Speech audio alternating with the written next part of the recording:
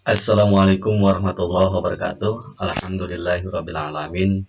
Puji dan syukur kepada Allah Subhanahu wa Ta'ala atas berkat rahmatnya, nikmat sehatnya. Alhamdulillah, saya telah menyelesaikan rekaman video pembelajaran tentang subnetting.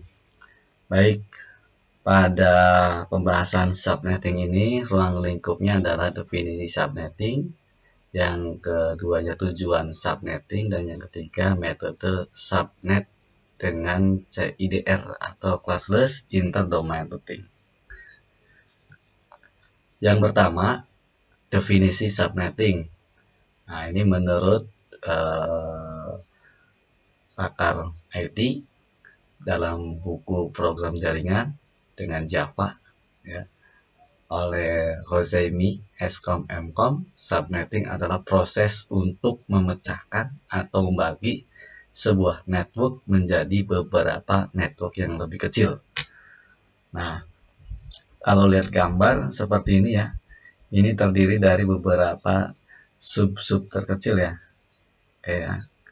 Nah, ini ada beberapa sub jaringan atau kelompok kecil, kelompok jaringannya. Nah, lanjut. Selanjutnya lagi, apa tujuan dari subnetting? Yang pertama, mengefisiensikan pengalamatan jaringan. Ya, contoh dalam satu jaringan itu maksimalnya 254. Nah, karena kliennya itu misalkan hanya 5 klien atau host, maka menggunakan IP kelas C, misalkan pada IP kelas C atau kelas A atau kelas B, terdapat 254 dikurangi 5 host, maka ada 249 IP address yang tidak terpakai. Nah, untuk efisiensi ini perlu adanya subnetting agar 249 ini tidak bagian daripada jaringan tersebut ya. Terus yang kedua, membagi satu kelas jaringan menjadi beberapa sub-sub yang terkecil atau bagian-bagian yang terkecil ya. Dan yang ketiga, tujuannya dalam menempatkan suatu host dalam satu jaringan. Yang keempat, memaksimalkan penggunaan IP address ya. Jadi tidak ada IP yang tersia-siakan atau tidak digunakan. 5, mengoptimalkan kinerja perangkat jaringan ya, agar perangkat jaringan ini dapat bekerja seefisien mungkin dalam mengirimkan data kepada klien di jaringan tersebut ya. Yang keenam, meningkatkan security dan mengurangi terjadi kongesti atau penimbunan ya, akibat terlalu banyaknya host dalam satu network. Lanjut, bagaimana metode dalam subnetting dengan menggunakan CIDR ya. Nah, CIDR ini singkatan dari classless interdomain routing ya, di mana metode CIDR ini mengelompokkan jaringan atau memecahkan jaringan ke dalam jaringannya lebih kecil tanpa melihat kelas IP ya. Metode CIDR menggunakan bilangan biner 0 dan 1 ya, dengan jumlah maksimal binernya itu 32 biner atau bit ya. Dan penulisannya cukup singkat, yaitu dengan garis miring ya, lalu jumlah bitnya ya. Contoh, misalkan saya menggunakan 10.10.10.0. Nah, subnetnya ada 27 bit. Nah, dengan menggunakan metode CIDR ini garis miring 27, maka lebih rincinya secara visual itu adalah 27 itu angka 1. 1, 2, 3, 4, 5, 6, 7, 8. Jadi ada 8 masing-masing oktat. 1, 2, 3 ya. Nah, masing-masing oktat itu ada 8 bit ya. Dari ini 24. ditambah di sini ada 3 bit, berarti 27. Sedangkan sisanya adalah biner berangka 0. 0, 0-nya ada 5. Nah, kalau kita pahami, kita maknai bahwa angka 1 ini adalah jumlah host yang diblokir. Nah, sedangkan angka 0 adalah jumlah host yang dapat mengakses pada jaringan tersebut. Nah, ini ya. Oh. Nah, pertanyaannya, berapakah nilai desimal pada biner berangka 0 sebagai nilai jumlah host yang dapat mengakses jaringan tersebut? Maka gunakanlah rumus 2 pangkat N dikurangi 2 sama dengan jumlah host, di mana N adalah jumlah biner angka 0. Yang ini ya. Nah, karena di sini 0-nya ada 5, jadi 2 pangkat 5 dikurangi 2 sama dengan 30 host. Dan 30 host ini kalau kita buatkan tabel ya, maka seperti ini pemecahannya. Ya, ini 10 10 10.0 27 bit ya subnetnya ya. Ya. Awalnya 254 host ya, karena dipecah. Maka 254 ini ya dikelompokkan menjadi beberapa subnet ke 1, subnet kedua, subnet ketiga, subnet keempat, 5 sampai 8. Nah, masing-masing subnet ini jumlah hostnya 30 semua. 30 semua. Lalu dirinci. Nah, jumlah host ini 30 yang mana? Yang ini. Ya, dari mulai 10.10.1 sampai 30. Ya, pas ya 30 ya. Nah, sedangkan 10.10.10 adalah IP networknya. Ini networknya yang tidak digunakan oleh host. Sedangkan broadcast-nya adalah 10.10.10.31. Ini broadcast, tidak dipakai oleh klien. Maka untuk klien ini adalah IP address-nya ini. Ya. Anda juga bisa memakai di subnet kedua. Ya. Ya, di mana IP network di subnet kedua atau jaringan di kedua yaitu 10.10.10.32 ya. Nah, untuk hostnya mulai dari 33 sampai 62, broadcastnya 63 dan seterusnya ya. Itu totalnya 255 ya. Jadi intinya 0 sampai 255 ini dipecah menjadi 8 khusus untuk 27 bit. Nah, bagaimana kalau misalkan 28 bit? Ya lain lagi, maka jaringannya lebih kecil lagi. Itu bisa lebih dari 8 ya. Nah, kalau misalkan bitnya 30 lebih kecil lagi, lebih banyak lagi dan seterusnya ya. Jadi tergantung bitnya ini. Ya, tergantung bitnya. Oke ya.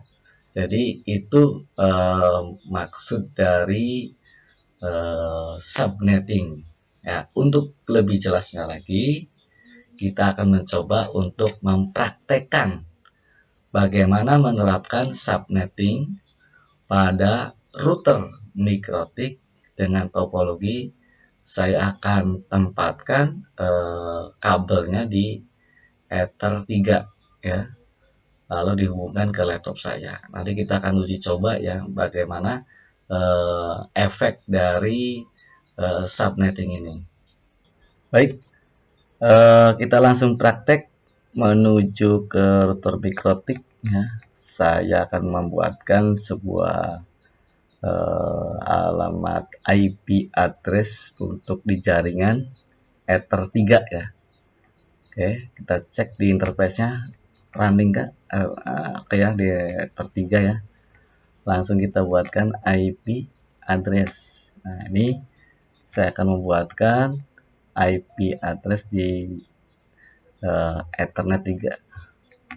Oke, tambah kita ketik 10 10.10.10.1. Nah, ini untuk IP address di Ether 3 dengan subnettingnya 27, di interface-nya Ether 3. Oke, kita apply ya. Nah, maka di sini networknya adalah 10.10.10.0. Perhatikan, kita lihat di sini di tabel, betul ya, berarti posisi network ini pada subnet ke 1 ya. Oke, lalu apply. Oke. Nah, selanjutnya laptop saya sebagai klien, saya input ke sini ya. Saya WiFi-nya di disablekan dulu. Oke. Saya input IP-nya pakai statik aja ya, biar Anda paham. Ketik IP-nya 10 10 10. Nah, berapa? 2. Lihat di sini di tabel. Nah, 2 ya, untuk klien 2. Atau boleh 30 lah ya. Boleh 30 aja deh di ujung ya. Di ujung aja. Di ujung 30 saya ganti, 2-nya 30 tab. Nah, ini gateway-nya Anda sematkan boleh 10 10 10 1 ya. Ini gateway di router Ether 3 ya. Oke. Nah, ini masih jaringan LAN, jadi nggak membutuhkan DNS lagi. Oke. Ya, sekarang kita coba apakah terkoneksi. Nah, ini udah terlihat ya, ada koneksi ya. Kita pakai CMD aja. Nah, kita ping di jaringan 10.10.10.1. Nah, connect ya. Nah, sekarang pertanyaannya adalah bagaimana pada sebuah klien ini di luar dari subnet ke 1. Nah, di luar dari subnet ke 1. Mana ini subnet ke 1 di luar ini ya. Berarti saya akan coba pakai yang 33 deh. Saya ganti yang ini 33 jadinya. 33 ya. 32.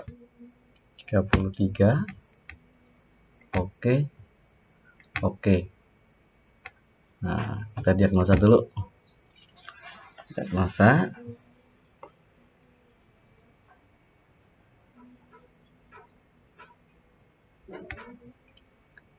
Kita sambil ngecek IP config. Ya, udah oke ya.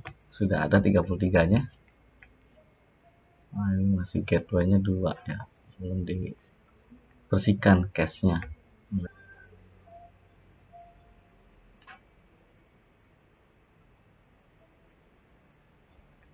Kita cek lagi. Nah, ini udah betul ya. Udah betul. Oke, close aja. Ini close. Nah, sekarang aja udah nggak bisa connect ya. Aplikasi Winworks-nya. Nah, tidak terkoneksi. Kita coba pakai nih. Ping. Di sininya 33. Sorry, 1. Enter. Ya, oke, request timeout. Apa makna request timeout itu? Artinya ketika laptop ini mengirimkan pesan ke 10.10.10.1 itu belum sampai. Nah, belum sampai disebabkan karena menunggu kirimannya sudah kelamaan, melewati batas waktu pengiriman, sehingga akhirnya pesan itu menguap lah, gitu dengan sendirinya. Jadi tidak tersampaikan. Jadi kesimpulannya, kalau kita subnetnya yang ke 1, maka kliennya jangan menggunakan subnet kedua. Contohnya ini adalah 10.10.3.3. Kalau dari tabel ini posisinya di subnet ke 2, sedangkan di sana menggunakan subnet ke 1 ya. Oke, kita rubah lagi supaya kita bisa masuk ke Winbox router ya, bisa masuk. Oke, kita ganti, saya ganti dengan 30. Nah, oke, kita cek lagi ipconfig. Nah, ipconfig oke ya, sudah berubah. Nah, sekarang saya login lagi ke Winbox ya.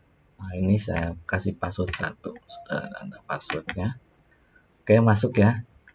Nah, selanjutnya ini di Ether 3. Nah, saya akan mencoba di Ether 4 menggunakan subnet ke 2 atau subnet ketiga aja. Nah, ini subnet ketiga ya, berarti networknya ini adalah 10.10.64. Oke, saya buatkan IP-nya. Nah, sorry, di IP address tuh kita tambahkan. Misalkan di sini 10 titik berapa? Misalkan di sininya tabelnya 65 ya. 65 garis miring 27 di Ether 4. Oke, kita apply ya, betul ya, ini networknya 10.10.10.64. Nah, kita cocokkan di tabel sini. Nah, ini ya 10.10.64 pada subnet ketiga. Nah, di jaringan ini ada 30 IP address, silakan dipilih ya. Kalau misalkan ada 29, silakan pilih salah satunya di masing-masing 29 klien atau komputer. Nah, oke. Kita apply sudah, lalu oke. Nah, karena di laptop kita ini di posisinya di Ether 3, maka laptop kita bisa nggak koneksi ke Ether 4? Kita langsung coba ping 10.10.10.65.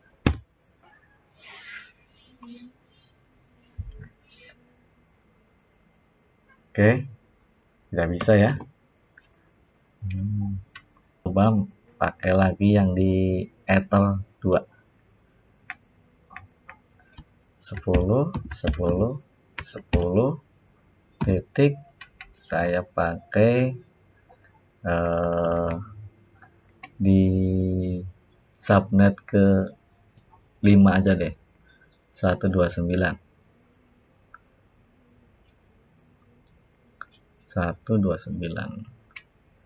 yang ini ya subnetnya 129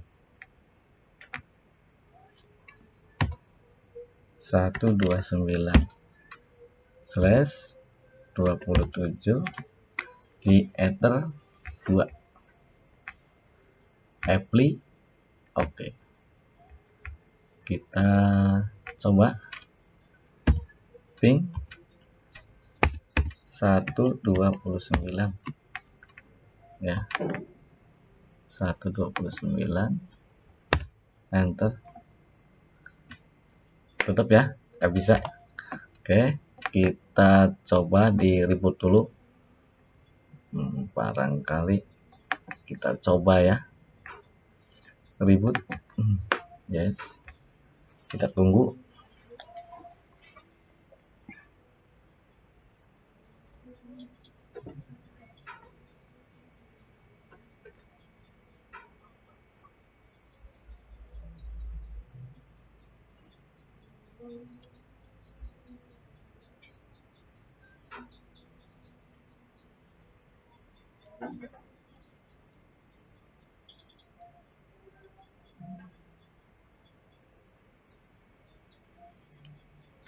Oke, nah Saya coba lagi ngeping ya. Di posisi saya itu di ether 3 ya, di jaringan 3. Saya ngeping ke sini, ke ether 4 dan 5. Kita coba ya, masuk nggak? Ping, sorry, gini aja. Oke, 65. Oke, jadi kesimpulannya, ketika kita sudah membuat subnetting ya seperti ini, dan kita menginput pada masing-masing Ethernet 3, 4, 5, ini tidak boleh ya satu network ID. Nah, ini satu network ID nih, ini ya, tidak satu network ID, harus berbeda ya, beda segmen ya, karena ini segmen masih sama, cuman kebetulan ini sudah di subnet, maka tidak dibolehkan menggunakannya. Nah, kalau dibolehkan kalau kita beda segmen. Contoh, saya ganti di sini ya. Saya ganti, saya delete dulu deh.